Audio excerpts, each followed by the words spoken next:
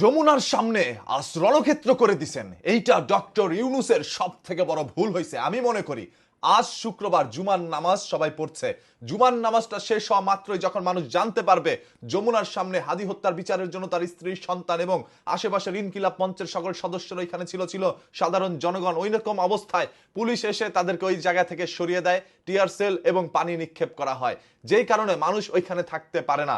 আর এইটা যখন শুনবে তখন প্রত্যেকটা মুসল্লি যারা নামাজ পড়ে বেরোইছে তারা ওই রাস্তায় অবস্থান করতে পারে এবং এই দেশের মধ্যে একটি অস্থিতিশীল পরিবেশ সৃষ্টি হতে পারে। এই জন্য দায়ী কে, কারা এই কাজটা করলো? ওরা দুদিন আন্দোলন করতো, তারপর হয়তোবা চলে যেত বাসায়। তবে আজ এটা করার কারণে ওদের মনের মধ্যে আরো ক্ষিপ্ততার প্রকাশ হয়েছে এবং এরা এখান থেকে সরবে না। এরা এই হাদি হত্যার বিচার নিশ্চিত করেই তারপর বাড়িতে ফিরবে। আমার কাছে মনে হয় নির্বাচনকে সামনে রেখে এইটা ডক্টর ইউনূস সরকারের সব থেকে বড় ভুল। ইনকিলাব মঞ্চে তারা কিন্তু নামাজও আদায় করতেন। জুমার নামাজের সময় যখন প্রত্যেকটা মানুষ মসজিদের মধ্যে গিয়েছে নামাজ পড়ার জন্য, ছেলেরা চলে গিয়েছিল ইনকিলাব মঞ্চ ছেড়ে বা যমুনার সামনে ছেড়ে মসজিদের মধ্যে তারা নামাজ আদায় করতে, তখন ওইখানে ছিল ম্যাক্সিমাম নারী সদস্যরা, নারী কর্মীরা, নারী আন্দোলনকারীরা। তাদেরকেই পুলিশ এসে ওইখান থেকে সরিয়ে দেওয়ার জন্য চেষ্টা চালায় এবং এক পর্যায়ে তারা সংঘর্ষে জড়িয়ে যায়। সেই সংঘর্ষে সেই সকল আন্দোলনকারীরা পিছে হাঁটতে বাধ্য হয়। এই পিছে হাঁটা মানে এই নয় আপনি তাদেরকে সরিয়ে দিয়েছেন, এরা আবারও পুনরায় ওইখানে আসতে পারে। আজ শুক্রবার জুমার নামাজ, এটা অন্তত পক্ষে মস্তিষ্কে ঢোকা প্রয়োজন যে যারা নামাজের মধ্যে আছে এই সকল মুসল্লিরা সবাই তো রাস্তায় বেরোয়া যেতে পারে, একটা কিছু হইতে পারে দেশের মধ্যে। তো এরকম একটা পরিস্থিতিতে এরকম কিছু না করা আমার কাছে মনে হয় আপনাদের জন্য সব থেকে ভালো ছিল। আজ এটা করা অনেক বড় ভুল হয়েছে এবং এই ভুলের মাসুলও দিতে হবে।